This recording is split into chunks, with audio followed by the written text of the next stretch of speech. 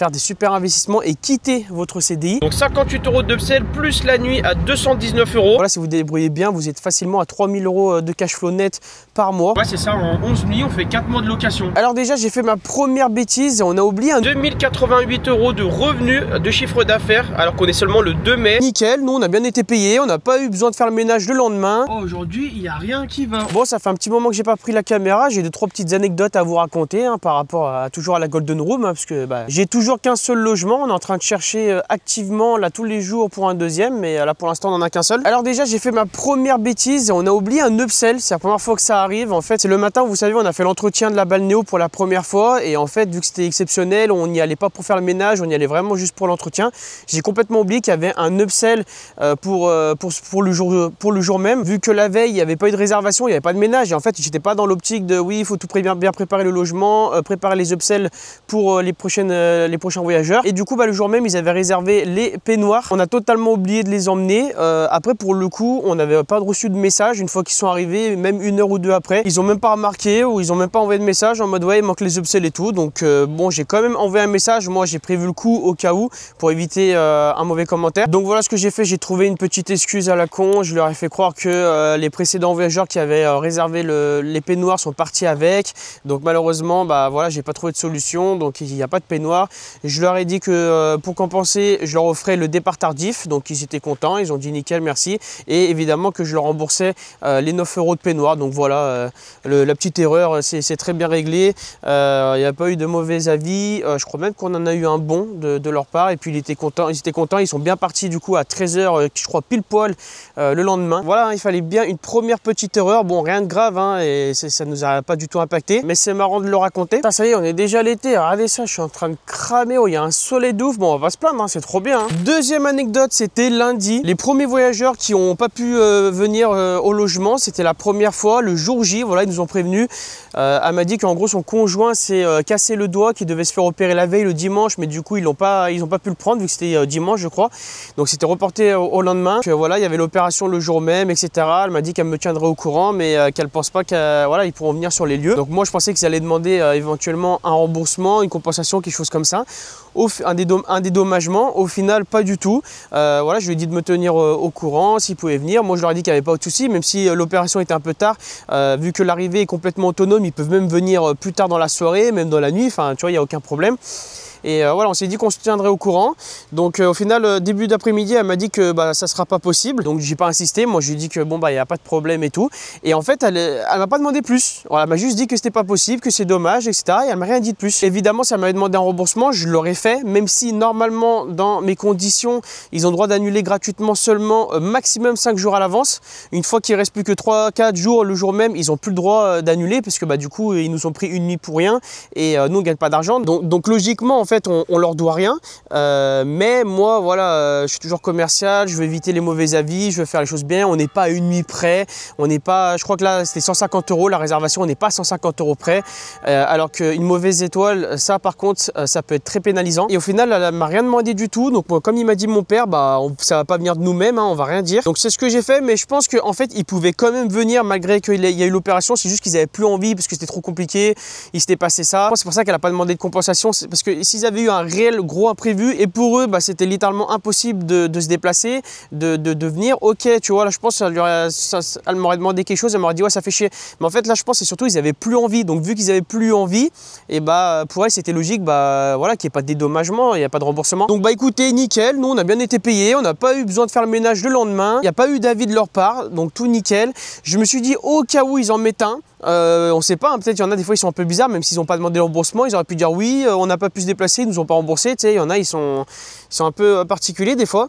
Donc si jamais ça arrive, parce qu'il reste encore je crois une dizaine de jours pour qu'ils mettent un avis, et je leur demanderai à ce qu'ils suppriment leurs commentaires, ça ils peuvent normalement vu que c'est déjà arrivé une fois, et je leur dirai en échange, je leur offrirai le remboursement, mais il faut vraiment éviter les mauvais avis, vous savez, c'est très important pour le long terme sur Airbnb. On est un petit peu littéralement la pute un peu des voyageurs et du système, mais bon c'est comme ça, on s'adapte, on va pas faire les relous, moi j'ai de l'ego, blablabla, et en fait après derrière on a des mauvais avis, des mauvaises notes, et après c'est fini. En quelques mois on n'a plus de réservation parce qu'on est très mal référencé sur la plateforme Airbnb, et ce n'est pas le but, on s'en fiche. le client entre guillemets est roi, et pour le coup c'est vraiment ça, parce qu'ils sont beaucoup plus avantagés en fait les voyageurs que les autres, les propriétaires sur la plateforme. Donc on fait avec, hein, c'est comme ça, c'est grâce à eux qu'on a beaucoup de réservations, qu'on gagne de l'argent.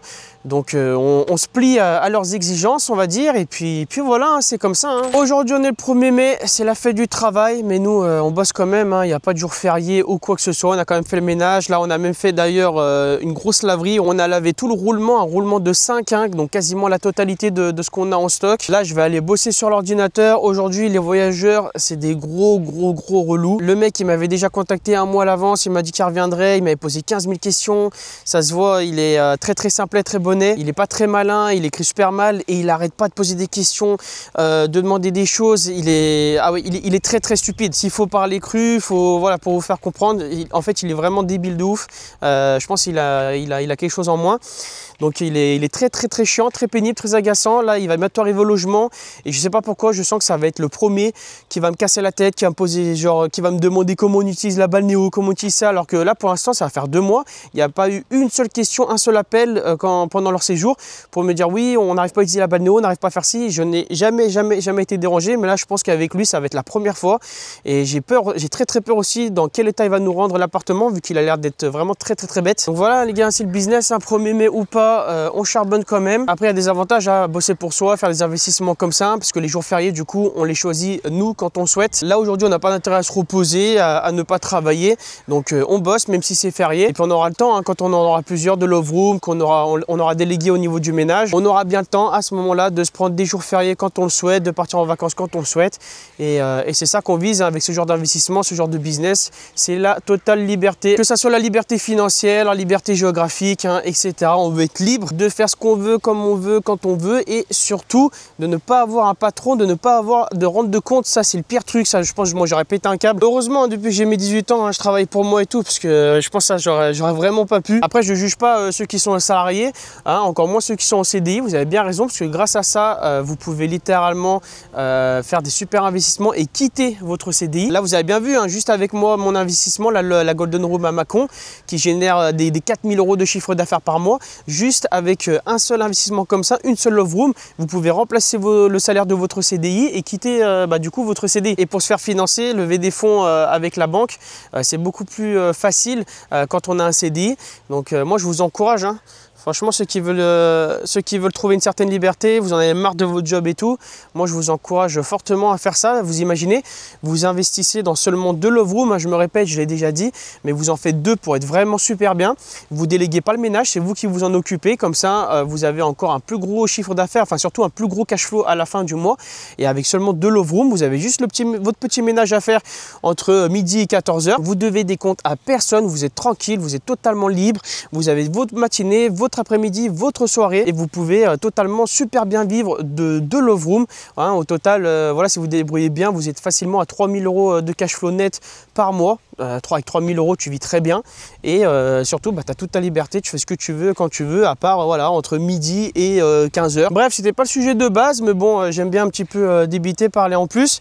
Là je vais y aller au boulot, hein. 1er mai ou pas, comme j'ai dit, jour férié, on s'en fout. Il y a du boulot, faut que j'avance là au niveau des vidéos, des vlogs. Je voulais aller à la salle de sport, mais je crois que c'est férié aussi, j'ai vu.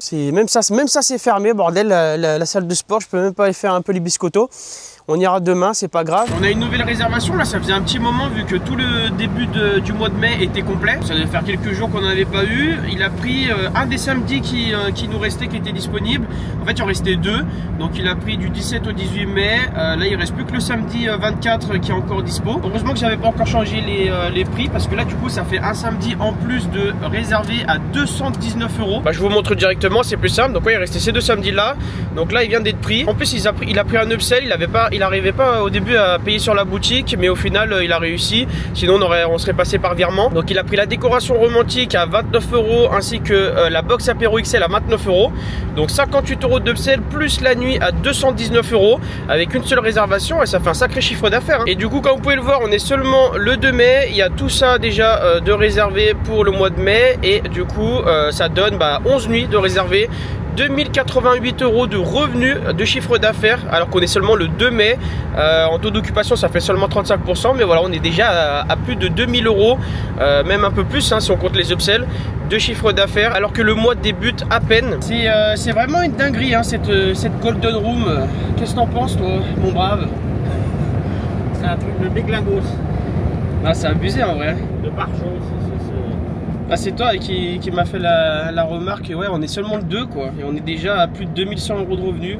Si on compte les upsells, etc. En seulement 11 nuits en plus. Seulement 11 nuits. Donc même si en gros, par mois, comme il y en a qui disaient, ouais, ça va fonctionner que le week-end. Déjà, il y en a, ils nous ont dit, est-ce que ça va vraiment fonctionner?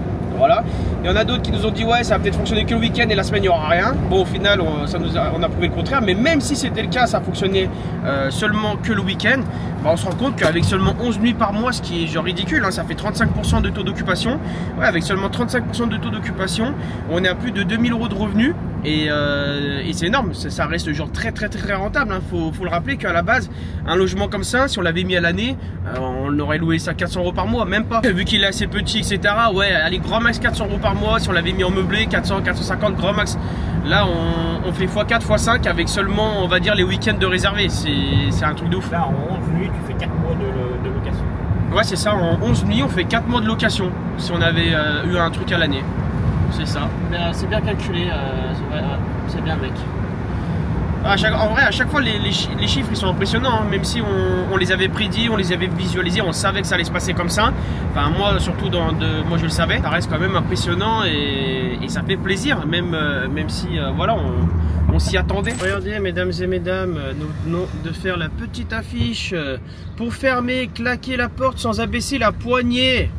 Parce que vu que voilà, je vous avais déjà montré dans une précédente séquence, un précédent vlog, plusieurs fois on a eu le petit souci.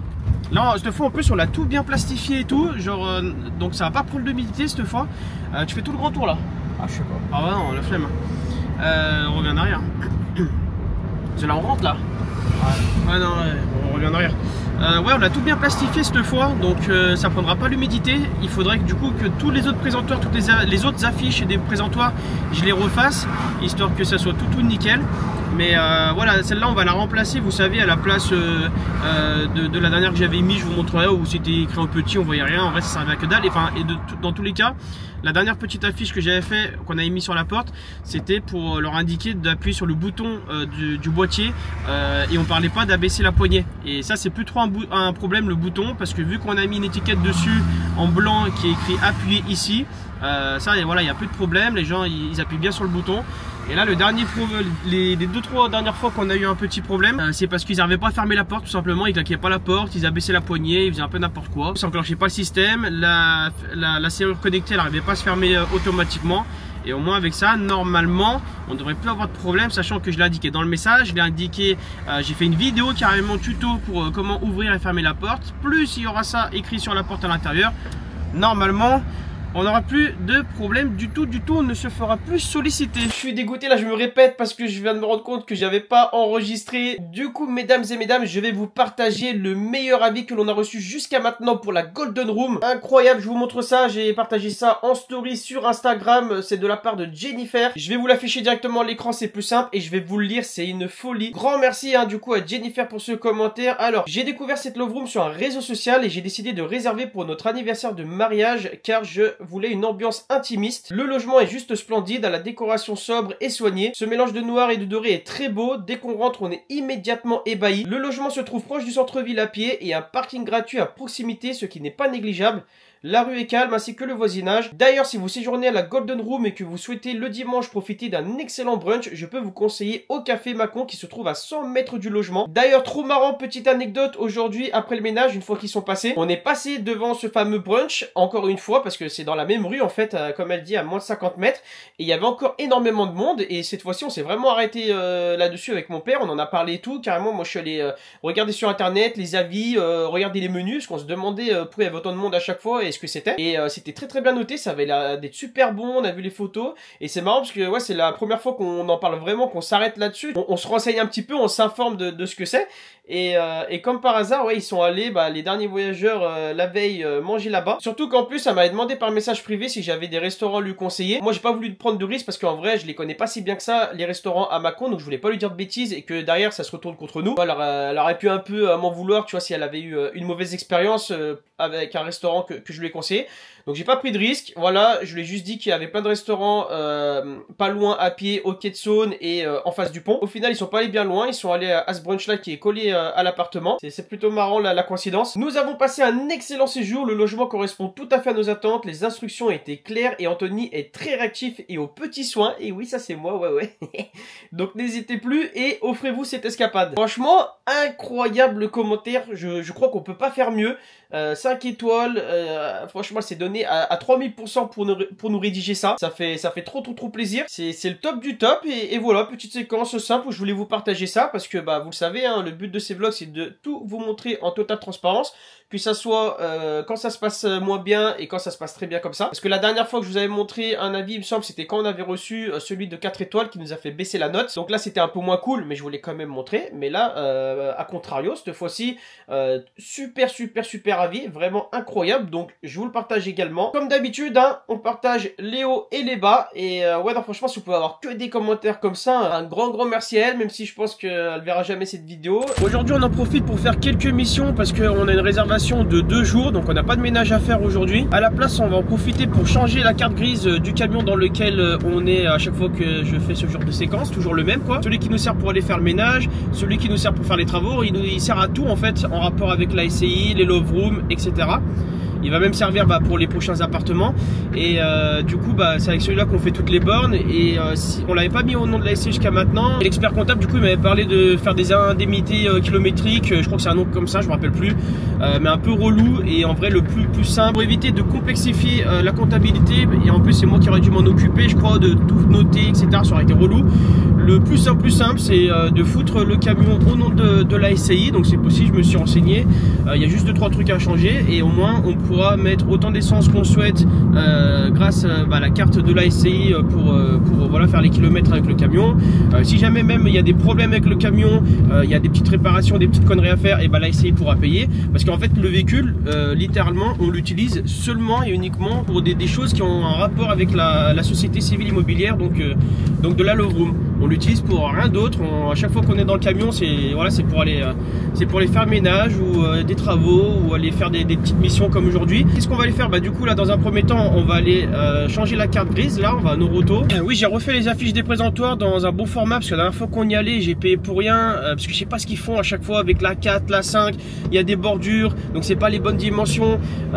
Donc là, normalement, il me semble que je me suis rappelé exactement comment j'avais fait la première fois pour qu'on ait les bonnes dimensions, parce que là, en fait, on veut plastifier toutes les affiches pour éviter que si jamais ils les font tomber dans l'eau comme c'est déjà arrivé. Bon, je pense que c'était volontaire la dernière fois que ça arrivait ça. Au moins voilà, aucune affiche ne pourra prendre l'humidité maintenant. Et ensuite donc ouais, gros programme aujourd'hui, on va aller à métro. Je me suis rendu compte qu'il y avait un métro qui était beaucoup plus proche de où on habite, à Bourg-en-Bresse. Il y en a un aussi à Chalon.